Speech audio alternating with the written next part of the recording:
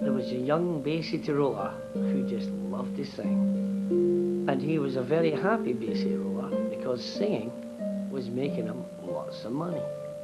He thought he was a millionaire. Folks, I was that Bay City roller. And for the past 25 years, I've been trying to find out where my money is, what's happened to that money. Where is my money? Where's my fucking money?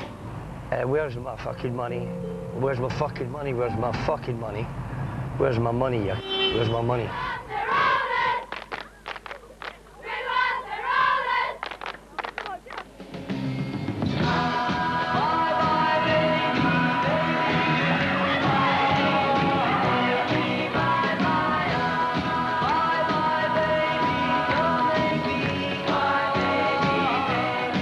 There was a time in the 70s when the Bay City Rollers were the biggest band in the world.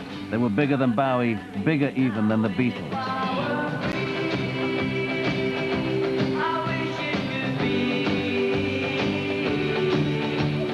The five Scottish lads with a love of tartan sold more than 120 million records and topped the charts of every record-selling country in the world, generating an industry worth over £5 billion in today's money.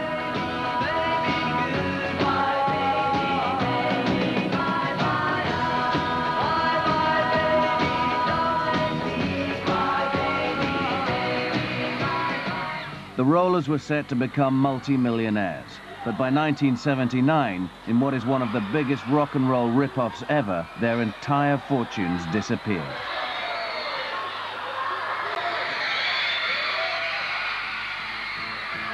Lead singer Les McEwen would never get to see the millions he earned during his time with the Rollers. How much money should I have? Quite a lot. I don't know, I probably should have 10, 15, 20, I don't know, millions.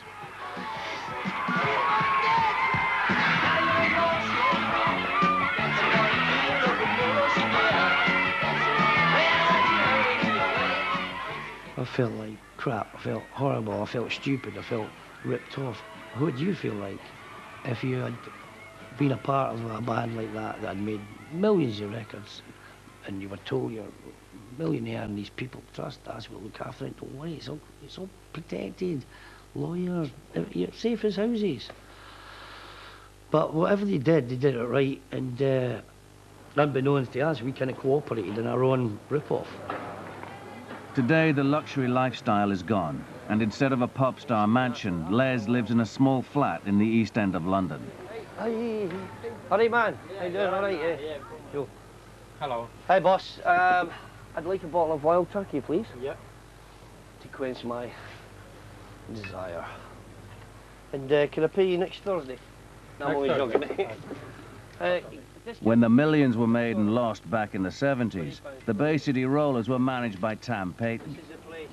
Today, multi-millionaire Tam, who made his fortune from property investment, lives in isolated splendor on the outskirts of Edinburgh, protected by spiked gates, barbed wire, security cameras, and guard dogs. Really, the Rollers are a thing of the past to me. I think it's like a, you know, something that festers all the time. And, I mean, I've got a lot more in my life of interest now than the Bay City Rollers. I don't have any doubt that the band was ripped off. I mean, I don't think I have any doubt the band was ripped off. I don't think any of the members of the band ripped anybody off. And I certainly didn't rip them off.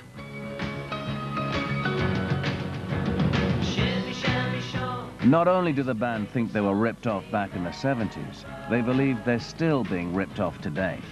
Despite millions of Rollers albums being continually sold around the world, the band's record company, Arista Records, haven't paid them any money from record sales for the past 25 years. Hello and welcome to Shang-a-Lang. Which roughly translated means the Bay City Rollers. Which means us. I'm Derek. And I'm Eric. And I'm Leslie Richard McEwen. And I'm Alan. Come on, would you introduce yourself? I mean, you've got to do better than that. This is TV. I've got all these gold and platinum discs in my house. I keep them in the attic. I can't put them on show because if I look at them, it kind of annoys me a wee bit because you've got these millions of record sales. Where's that dosh? Baby, I've had 2 heart attacks and had a slight stroke through probably stress, through what's happening with the record company, what's happening. I mean, how am I going to live for the next whatever, you know? I mean, I thought I wouldn't need to worry about pensions or things because I thought the money would be there all the time. And even that was way back when I was in the 20s.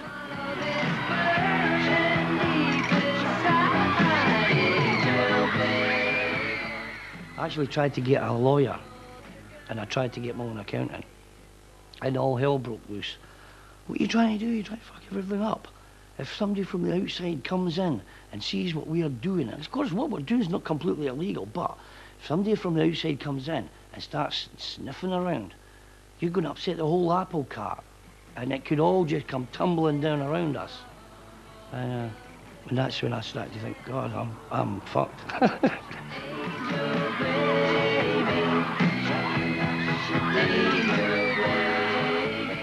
I'd like any one of them to come out and say that I ever fiddled them out of money, and I would sue them, seriously. You know? If you'd like to sit down with me sometime, I'll go into it in detail with them. They don't have to be frightened for me. I won't smack them. The band wouldn't say boo to a goose. Tam controlled them completely. He controlled the interviews, except for Les. Les was different.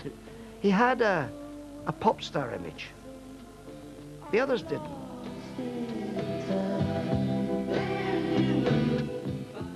Tam was a Svengali. He collected them up like little school children and took them away, and God knows what he did. I think that Tam should be shot, the way he managed them, really. It's disgraceful. Is this all of you? Fine, fine. Is your manager with you? That's me here. I didn't realise at the time the way he was sort of crushing our self-esteem. We thought it was, well, I thought it was a matter of economics, that we shared rooms, so 2 people would be in one room, 2 people like that. Even when we got more famous and we had enough money to have our own room, he still kept that going. Tam controlled the band through fear and intimidation. Everybody listened to him. He was the boss, and you didn't sort of really talk back to him and things, or you might, you know, run the risk of getting a slap, you know. I feel I've done quite well for myself. I don't feel that I need anything from the Bay City Rollers. In fact, all I really want to do is forget that they were ever around. 1986, I think it was the last time I saw Tam painting. My dad took me out in his old beat-up Volvo, and the gates opened, Tam paintings walked to, his dogs beside him and all that stuff. And, oh, it's great to see you. How you been? What's your dad doing out there? I was asking me to come in. Didn't he want a man standing out there? So the dad's walked in. As soon as my dad's crossed the threshold, 2 dogs attacked my dad. Tam painting turns into me and says, oh, it's an awfully dangerous world, Les. Look at that, just out of the blue. Something can happen to your parents. And that's the last time I ever saw him. And I've been worried all these years that he might do something to my mum and dad. Well, he can't do nothing now.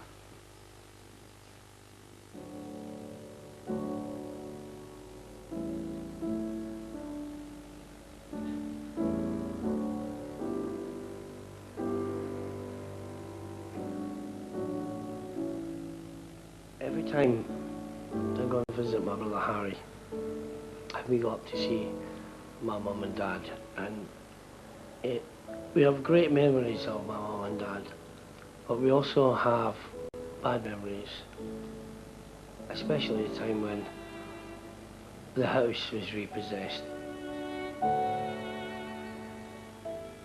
It was the house that I bought for my mum and dad, and it was devastating, really. It was devastating. It was very hard thing to go through. It wasn't just a little present that I bought my mum and dad. I'd moved them from their council flat into the house that I bought for them.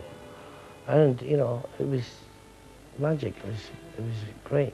It was a beautiful house. And I had to give it all away. And my mum and dad had to go sort of more or less back on the council waiting list, and it was all gone. The dream was, it was all gone.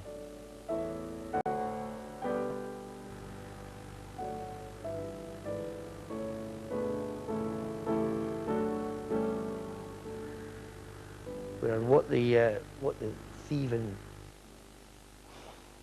people did is they stole our money. They knew that we would end up bankrupt. We just need to find the culprits.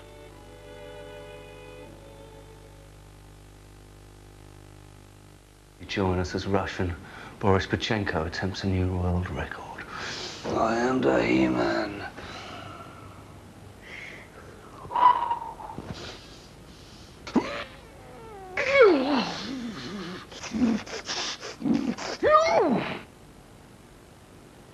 Oi! Who told you to stop doing star jumps? Star jumps? Hula hoops in a whole world of their own.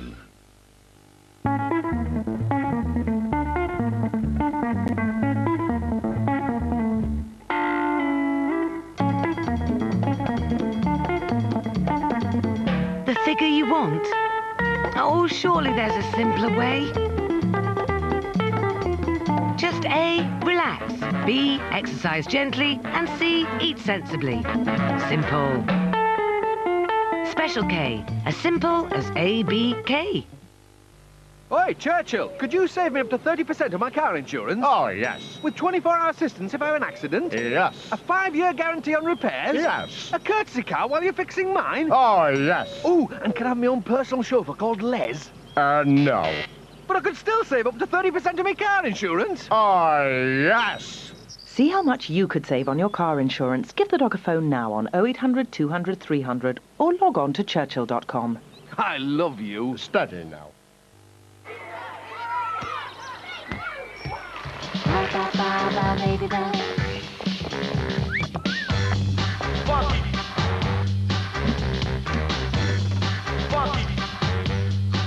Mini Baby Bell, all-round goodness.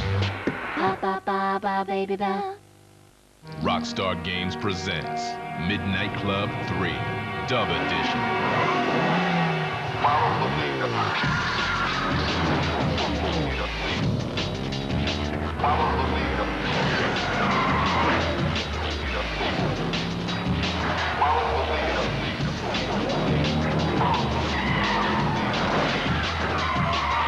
Midnight Club 3 Dub Edition, out now for Xbox and PlayStation 2, coming soon to PSP handheld, rated 12+.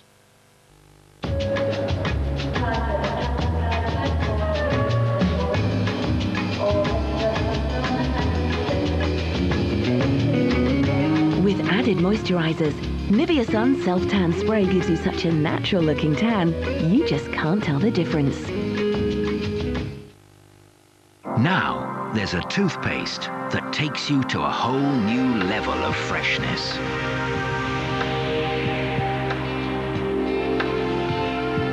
Introducing Colgate Oxygen, a new toothpaste with pure oxygen that bubbles into every corner and helps to lift away impurities.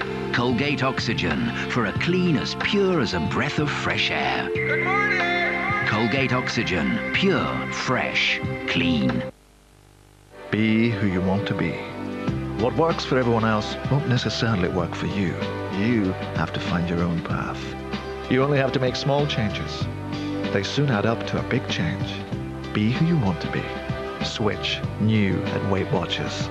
Every journey begins with a first step.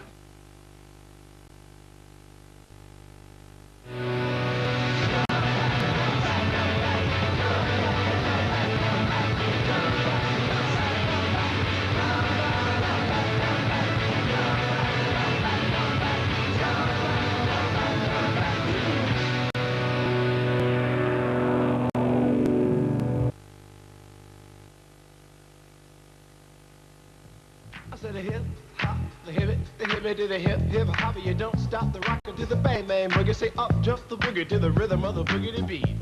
Oh my goodness gracious! Hit record,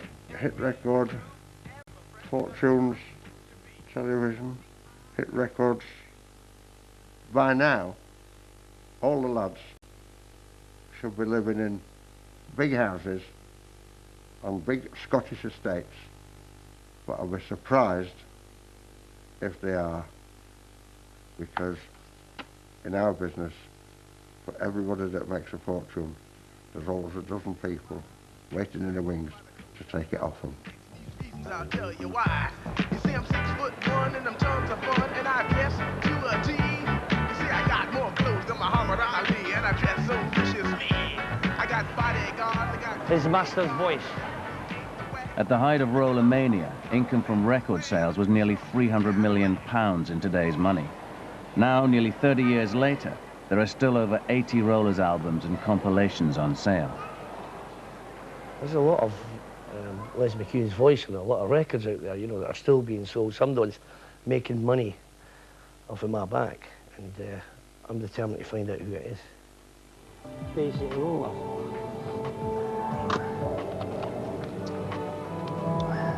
Bay City Rollers, Bye Bye Baby. Another one. Bay City Rollers. I think I'm going to need a trolley to get the amount of records that I'm on here. Unbelievable. The Bay City Rollers signed with Arista Records in 1975, but since 1979, that record agreement has not been honored. A record agreement generally is made up of duties and rights, burdens and obligations. And historically, and to the present day pretty much, record agreements tend to be pretty heavy on the rights and pretty light on the duties. And some of them only have one duty. But the one duty that is common to all record agreements is that you must account to and deliver payment to the artists who perform on the recordings that you exploit. The record label is the start of the payment chain. If the record label chooses to make life difficult for you, it can do so. You can kick and scream and shout, but until they tell you what's happened, you don't know. Arista Records are making life difficult for Les. Despite their legal obligation to do so, they've not given the Rollers their royalties, or even provided any detailed accounts to show the band how many records have been sold. Bad enough having a band that were actually lambasted by the press and everybody took the mickey out of for years, that have only recently kind of moved into any meaningful critical focus. If the downside of that is you didn't even get paid for it. Hello there. Got that and keep on that one. Didn't that look good in those days? Yeah, definitely. Do you still take Green Shield stamps here? Argos points. Tesco card, can you use Tesco? No, you don't. Orange vouchers.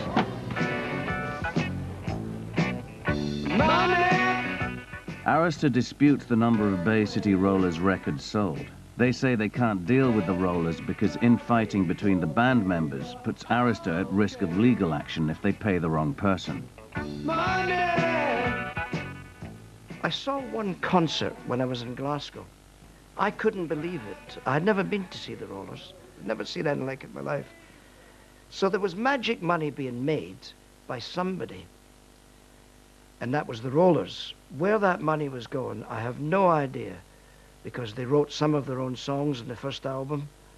They then, when we left them, they wrote the songs. They played big stadiums.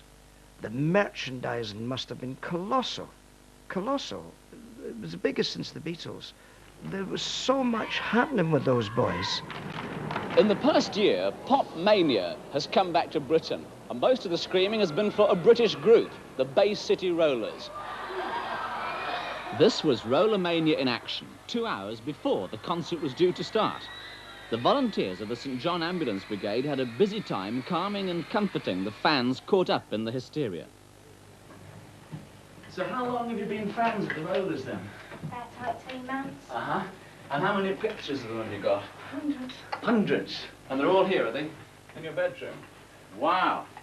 There must be thousands of fans with bedroom walls covered with pictures of the Bay City Rollers, and the selling of pop souvenirs is big business, worth about £5 million a year. Last year, the Rollers' share of this market was more than £1 million. I tried to get the merchandising thing together, but then I was dealing with 5 young men who couldn't even get on together. So I was having to travel on the road and do the tours with them. I was having to try and get the merchandise together. So really, I would have had to be in a bit of an octopus with all these legs, trying to organise different things at different times. I reckon we lost thousands on merchandising, you know. I wouldn't say hundreds of thousands. In fact, it's estimated that millions of pounds from merchandising deals alone slipped through the Rollers' fingers. The band never saw a single penny from this exploitation. We did speak about musical ability. I'm afraid there was no musical ability there. And the only way that we're going to make it was on an image. I mean, I was able to sell this image, the tight trousers, the bulge, you know, how they looked, how they smiled. Really, the girls at the front were all screaming, but they were screaming because of the tight trousers and how the guy looked. They weren't even interested in what he was producing or how he sounded or how they played.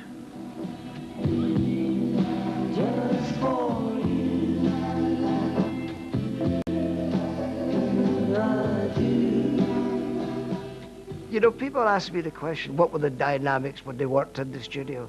We used session musicians, so they were there, but they sang, and that was about it. The Bay City Rollers were really Bill Martin, Phil Coulter, and session musicians. Les sang, they did some harmonies, we helped it out. That's what it was. I never saw them ever playing instruments, except for that one concert at Green's Playhouse, which they were very good, but you couldn't hear them because the teenagers were screaming.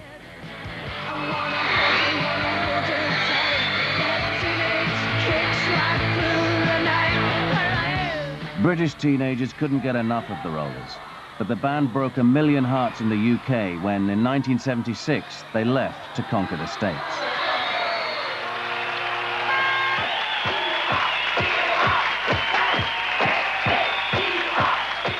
Rollermania hit America with a bang. The band notched up 18 top 5 hits and are still today one of the biggest selling British acts in the States.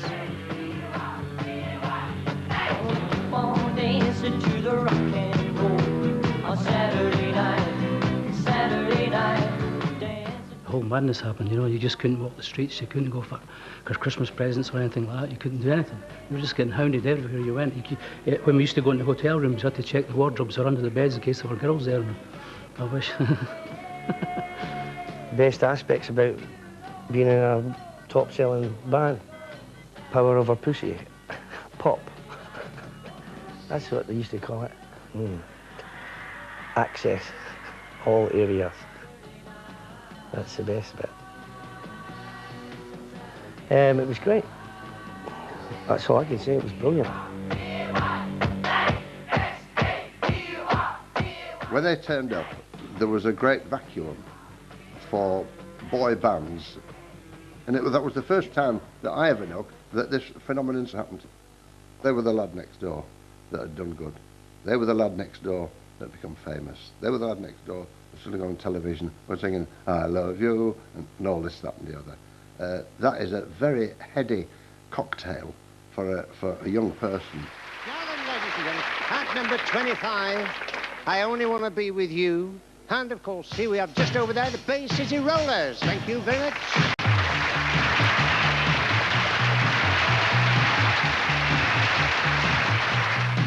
Check it out!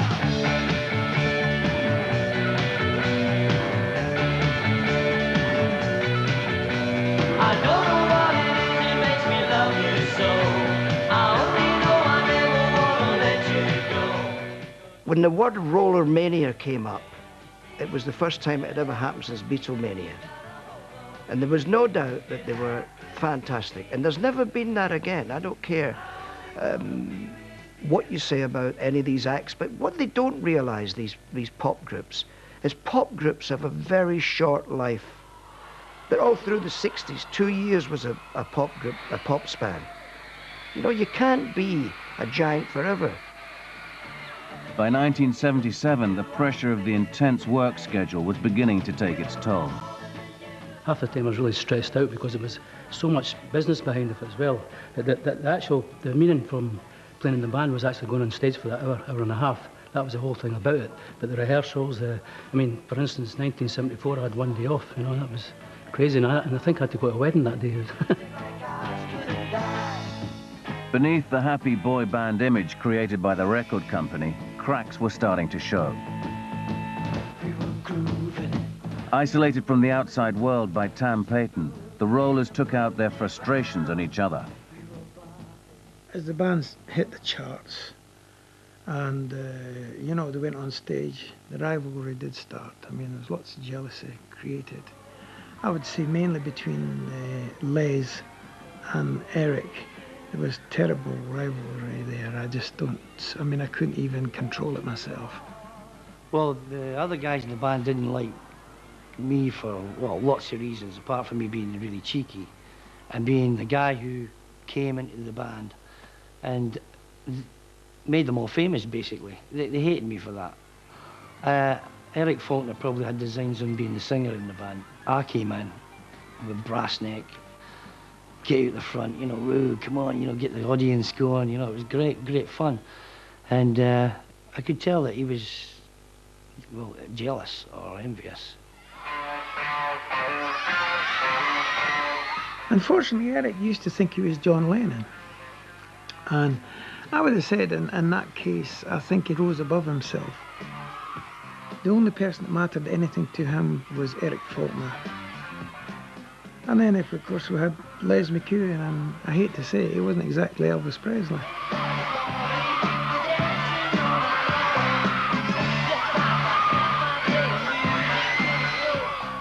When we did the American series, they had the 5 of us staying in the one house. We started to fall out quite a lot. Guys started to go their separate ways. It just wasn't a good thing. You know, I think that's when the arguments probably would have started. I don't want to mention names because everybody would be guilty. You can't really blame one person for the downfall. But that would have been the beginning of the end.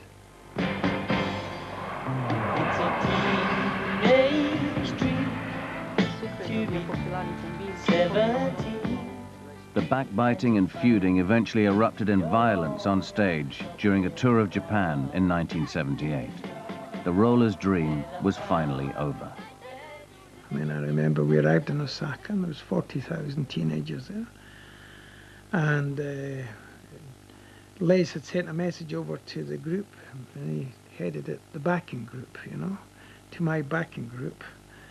And I remember the letter being brought over by a road manager, and I tried to stop them getting the letter because I knew right away there was going to be a problem when they saw the backing group to the backing group, you know. They had all arranged that they would start each song in, let's say A, if a song was in A, and just before I would start to sing, they would go to the proper key or another key, so that I would sound like I'm singing off key. Everybody had a spotlight in the Rollers. No, I never had a spotlight, not on that Japanese tour. So I've started to stand beside Eric and put my arm around him and that, and stand in his spotlight and sing. Yeah, stuff like this. And he's trying to get away from me and all this kind of stuff. One thing led to another, and I ended up nutting Woody and smacking Eric, and a big fight ensued. And that was it. And after that, they all stood in a gauntlet in my hotel, like you would get at school, try to kick me and beat me and all that stuff. Yeah, it was weird because I had my security fighting their security, and they were, well, they're trying to kick me and put your butt. You know, maybe, you know, I've seen people have nasty divorces, and elements of that were included in our breakup. Les split from the Rollers thinking he was a rich man. In fact, as he was soon to find out, he was practically penniless.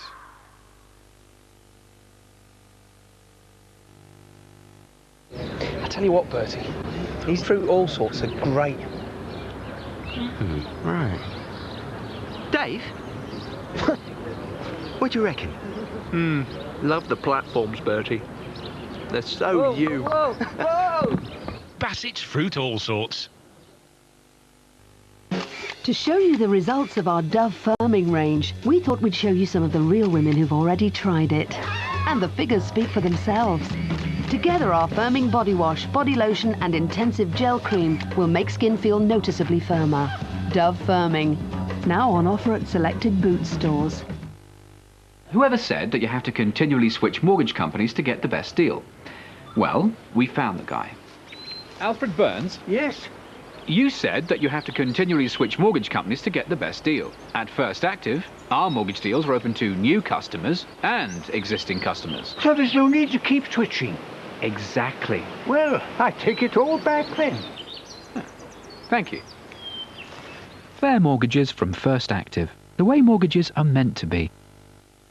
Never underestimate the capacity of small things.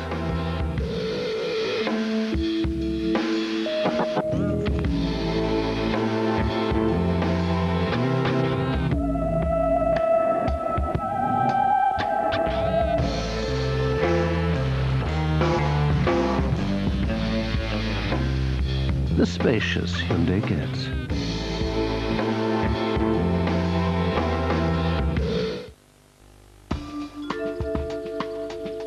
Your skin never looks better than on holiday.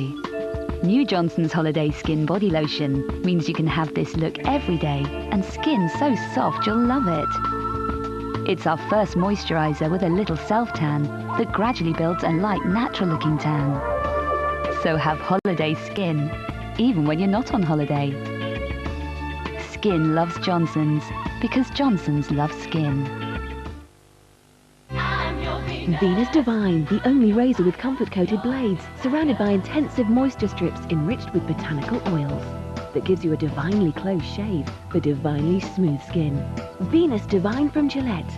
For a tropical way to divinely smooth skin, try Venus Divine Paradise. Just this one moment, taking my place, taking my place. Move around the way that makes me wanna play. Stepping into the beat that's gonna make me move in my feet. Nice and sweet, see what you need to be free. Just move it. K-Swiss, available at Foot Locker, JD, Shoe and Soul Trader. Move it.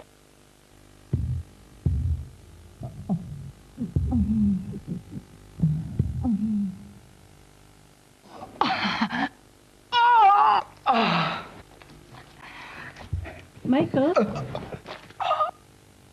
Yeah, night, Mum. You know the real you is in there somewhere, and a City & Guilds qualification will help you find the right job to bring it out.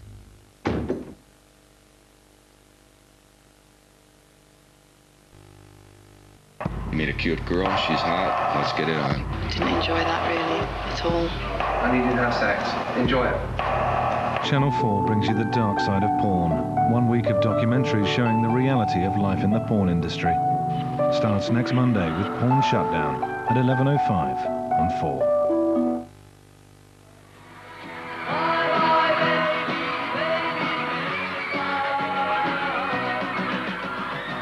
Nobody, not even the Bay City Rollers, knows just how much they're earning from the mania they've created. They do have lots of people to pay, of course, like managers and bodyguards, but there should be enough left over to make these very likeable, very ordinary entertainers some of the richest boys next door there's ever been, for the moment anyway.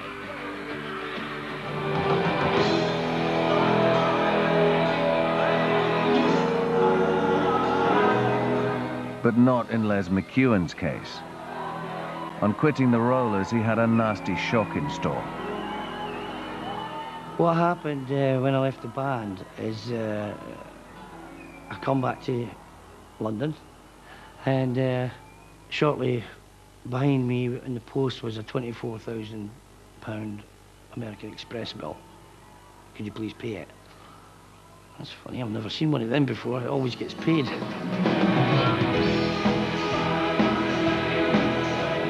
Tried to phone up Tom Payton, couldn't get through to him. Tried to phone anybody that was, you know, a couple of weeks before it was my best friend would jump in front of a bullet to save my life. Nobody would speak to me. And so I was in dire straits at that point because I owed the American Express 24 grand.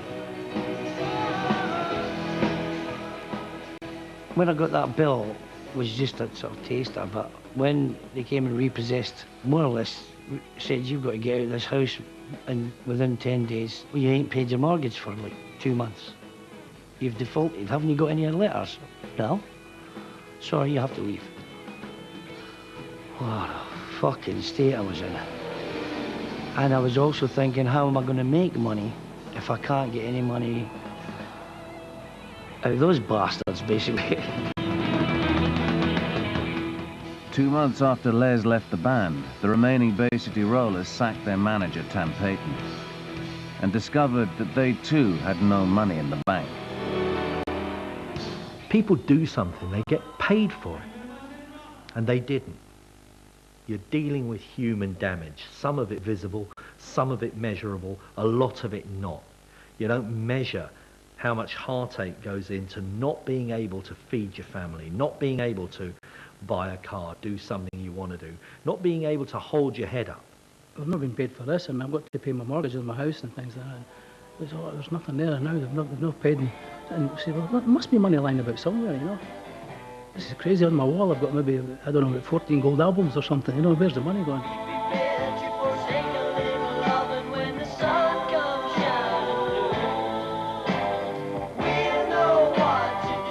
We made a lot of money for that particular record company, lots of money.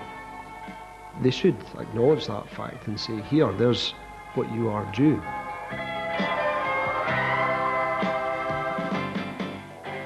They are all battered by this, scarred by it.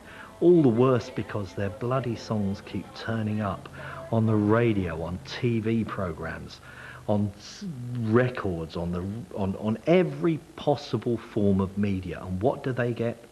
This. When Rollermania was at its peak, there were so many millions rolling in, the band's accountants set up a complex web of offshore companies called ALK, so the Rollers could avoid paying 98% in taxes on their earnings in the UK. I wish I could tell you how all that ALK thing came about. I just don't understand it. I still don't understand it. They'd come up with a big pile of documents, and then we'd go, you sign there, you sign there, you sign there, you sign there. Right, Derek, you sign there, you sign there. And remember, I was 18 at the time. We signed the contracts whilst doing a TV show. They did the rehearsal, we went up to the dressing room, all the contracts are lying there for us to be signed, and down to do the live telly show. And a lot of, you know, like most things that happened to the band, it was always done in haste. There was always a hurriedness that would be kind of going on there. Get these done and he can get away and you can get on stage. Get these done and you can get your flight. Quick, hurry up. Don't worry about a thing, you're millionaires. You're millionaires. You don't have to worry about anything for the rest of your life. The accountants had created such a tangled financial web that it was virtually impossible for the Rollers to unravel where their money had gone. They were forced to sue their accountants. We ended up, you know, all legal proceedings there. That cost us an absolute fortune. We ran out of money to pay our lawyers to fight these accountants. So we had to settle. The Rollers settled for less than £30,000 each.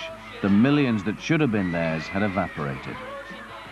Undoubtedly, somebody got rich off the Rollers' back, but it wasn't Les McEwen.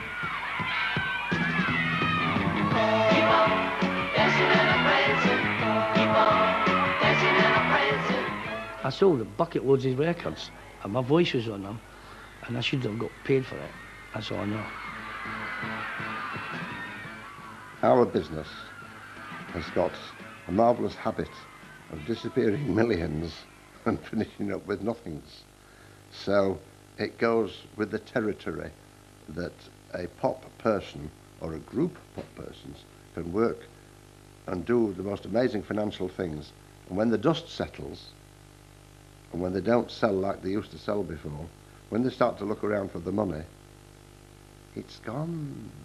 It's not here anymore. Where's it gone? Don't know. Ooh, the lawyers, then the lawyers start to get rich. Where's it gone? But it's gone, baby. It's show business. It's music business. Now, if I'd been a Bay City Roller, I would first of all go to company's house. I'd have to check out everything. What companies did Tam Payton have? Who were the directors? What company was the music publishing company? Who were the directors? What deal did they do? But you have to look at Tam Payton, because he must have signed all these deals, in my opinion. Morning. Morning. I'd like to look up some information on some companies. I had no access to their money whatsoever. I couldn't touch their money if I tried. Their money was taken in, and I was paid from their money. I mean, I was paid my 15%, and that's all I got was 15%. I would reckon I came out with about maybe 200,000. By the time they'd all got their money off it, the accountants, everybody got it, I came back with about £75,000. Let's see what we've got here then. Arm Music and Publishing Overseas Limited accounts. It's publishing, that's strange. Thomas Paine, 100 shares, nobody else has got any shares. As far as I can remember, he never wrote any songs, and why would Tom Payton have an income stream from publishing when he was a manager? And the amount of money that's going through this, I can see here, there's quite a lot of money going through this account, which says publishing money. Almost 150 grand. 143,991. Quite a lot of money going through there. Tom Payton asked me to sign a management contract in the back of his car. I've never seen that contract since. But in that contract was, I gave him my power of attorney. So consequently, he opened bank accounts and got mortgages for me, and just everything you could do with that power of attorney, he did. He might still be doing things with it, you know. He might have bought an egg card with it, I don't know. But I'd like to have a copy of it. And it's something that I want to ask him when I see him. Lovely to see you. It's really nice to be back here with you. After 18 years, Les has decided it's time to ask Tam a few questions about his missing millions. I'm looking forward to confronting Mr. Payton about his various business dealings with the Bay City Rollers and other matters. I feel quite confident that we're going to get some results today. I hope he doesn't just do his usual flaff and go, oh, they came what I was doing. I wonder if he will come. Are you sure he will come? Has to be pretty brazen after the things he said about me in the past to actually sit opposite me, you know. But I don't mind. I'm a very forgiving person, you know. And in this life you have to. Life's short. And if anybody's made mistakes, I'm always prepared to forgive, and I hope people forgive me for my mistakes. I think I've got a build-up of bile. I might regurgitate on my opening statement. Tam, not Mr. Payton. Mr. Payton. I've got quite a lot of questions to ask him, and of course most of them are, where's my fucking money? Where's my fucking money? Where's my fucking money? Where's my money? Where's my money? But, of course, I'm going to put more words into that, so it just doesn't come out like, where's my fucking money? I'm going to try and be eloquent and, you know, intelligent, precise and pragmatic about it all. But it'll all probably fall apart. I'll just go, where's the money? Oh, I'm excited.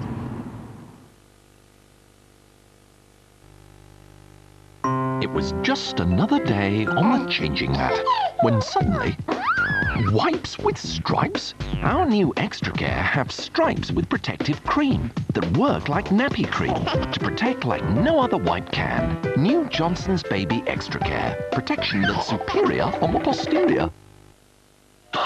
Just this one moment, drinking my to see what you need to be free. With Herbal Essences shampoo, you've always been guaranteed one totally organic experience. Now, with our creamy, protein-enriched conditioner, you get a second one. Yes! Yes! Oh, yes! I'll be happy with just the one. Herbal Essences shampoo and conditioner, a multiple organic experience. Yes! Yes! The experience just got more intense. New Herbal Essences Intensive Conditioners. I don't get who would pay Maisie for sex. Obviously someone who's not getting it at home.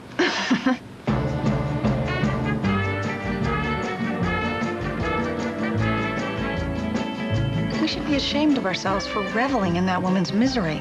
Desperate Housewives, Wednesday at 10 on 4.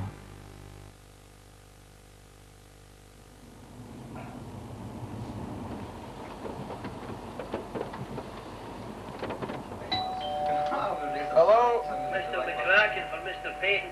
Okay. Mr. McCracken for Mr. Payton.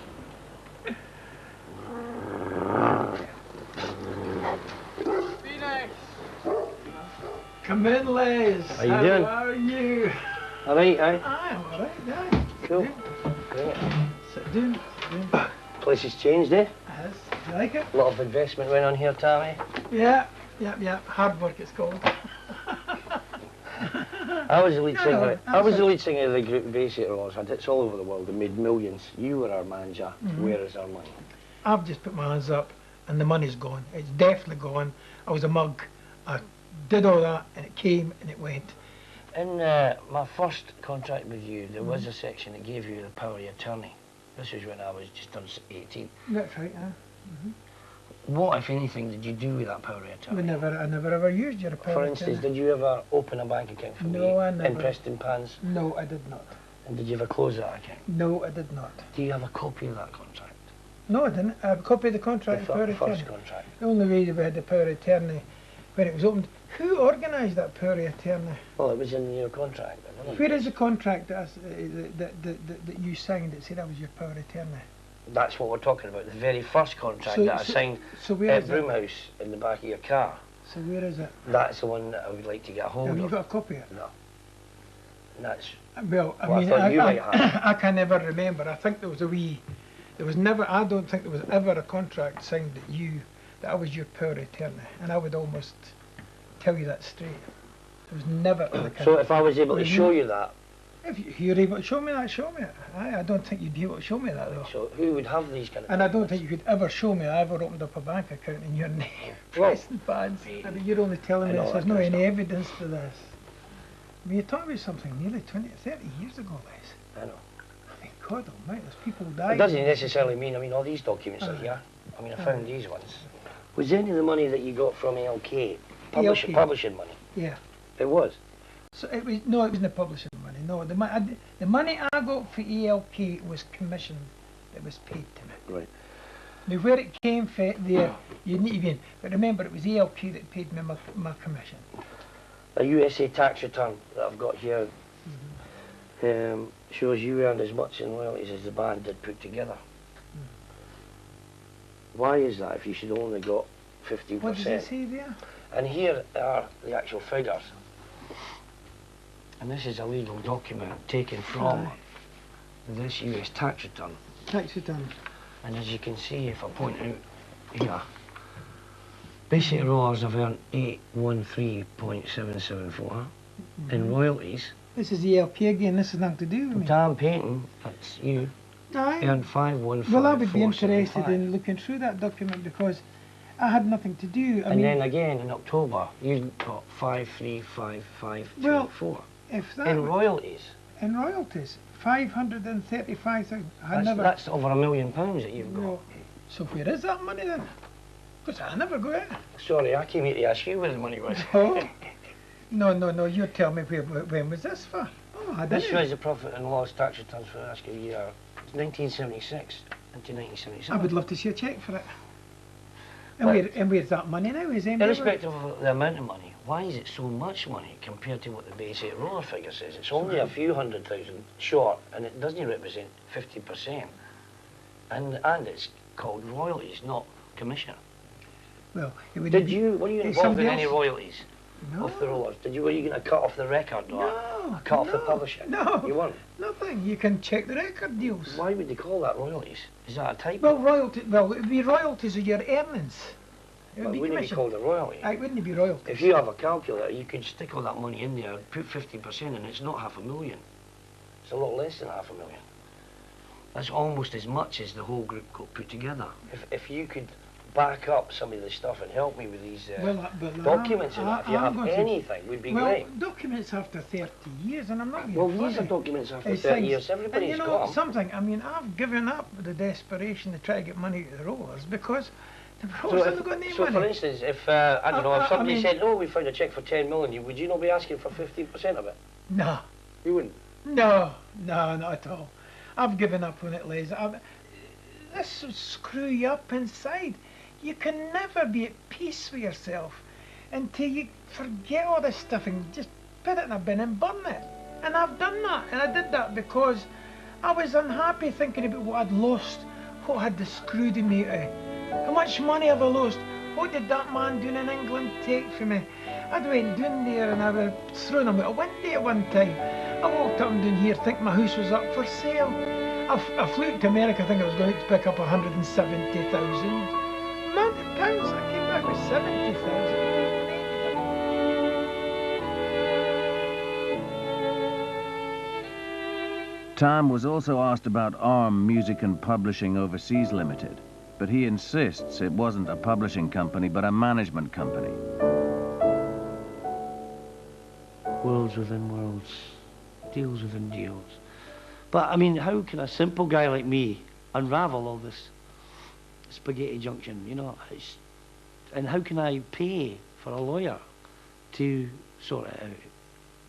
It was made this way. It was made this way by people that I helped pay to make it almost impossible to unravel.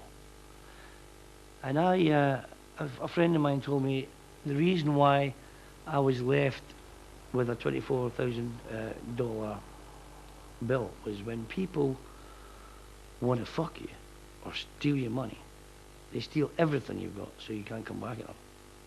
Because you can't. If you've not got any money to pay anybody, you can't go back at them. I can't hire a lawyer. And nobody's going to do it just because they like me. So you're fucked. They win, you lose. I can't tell you how much this might have affected me. We'd need a professional on board to tell you that. The people that know me then and know me now don't see a big change in me, apart from I'm liable to become manically depressed sometimes, which I never used to be.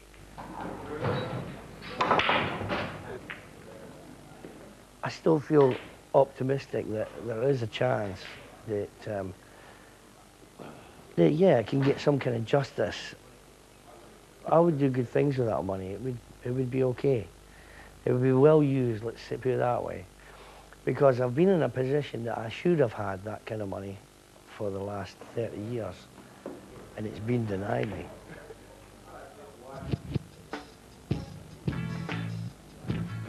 Arista, who are now under the umbrella of music giants BMG, say they are holding royalties in a trust account for the Rollers and want to sort out the financial disagreement. They say they have provided proper accounting, but this is disputed by the band, who believe their only option is to force Arista to pay the 25 years of outstanding royalties. I think maybe the only options that are left to us to get our royalties is to sue. I can't think of any other. We've tried every avenue, from letter writing to phone calls. Nobody likes to sue. You know, it's now a point of principle, and you know, that's kind of stronger than kind of most things. Sign that. Just the one? Who's it for? Who's it to? In a final ironic twist, BMG have decided to re-release the Rollers' first 4 records together with a new greatest hits album. Perhaps unaware of the Rollers' financial dispute with Arista, BMG's marketing department have invited Les to see if he'd like to promote the new records. So what we want to talk about is the various things about the campaign. We've come up with some ideas for the sleeve, and we want, obviously, your viewpoint on whether you agree and what your thoughts are on it. One of our ideas for the sleeve is to have, this is the booklet, which opens into your very own Bay City roller scarf. Oh, great. That's wicked. I remember B-A-Y-B and all that. That's good. This is the storyboard. You've seen these, haven't you? Yes. Yeah. And the idea is to have footage from Shangalang, the old series, which we can have a look at now in a minute and choose your favourite moments. And also some screaming fans and some stamping feet and some... Excited already. Are you? Scream. So, yeah, so that's the idea for the TV ad. That's probably enough on this, and I think we should have a look at some footage. I've just had a great meeting in the BMG offices with the marketing team.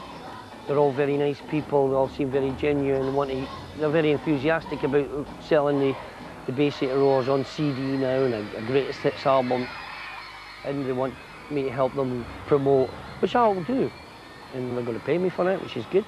So at least I'll have some money to pay a lawyer if I do decide to sue Arista, and that money will be supplied by BMG Arista, which is quite ironic, isn't it? Anyway, I'm off home. See ya.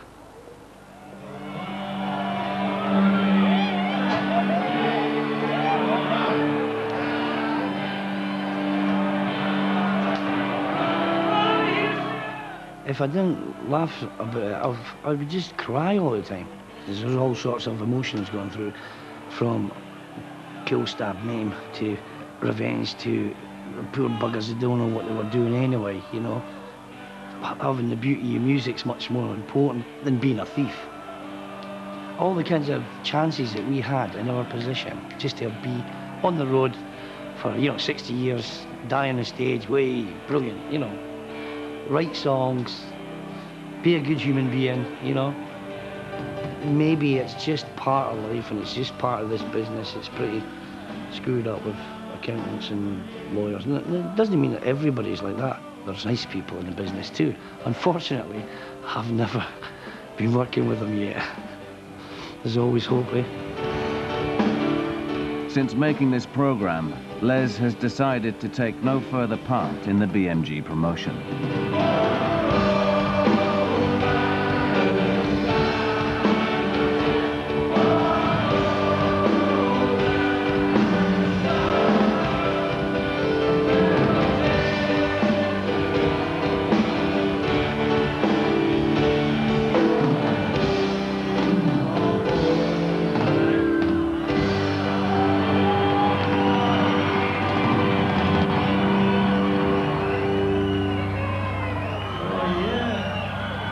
Flower of Scotland, when